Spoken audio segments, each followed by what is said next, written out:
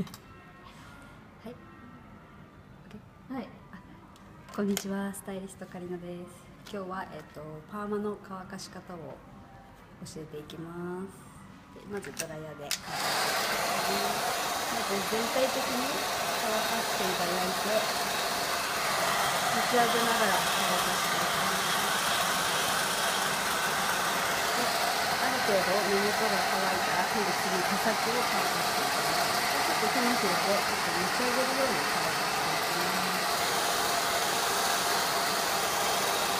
すくいながら乾かしていきます。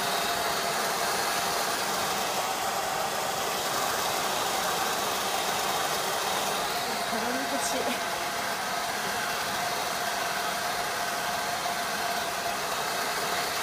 出した鏡。後で取った。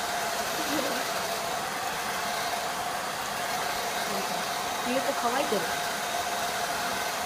どう乾いてるかな。鏡あればよかった。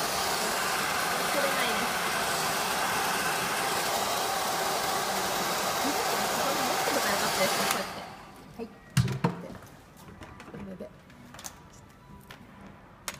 カープ出していただいて、こちらです。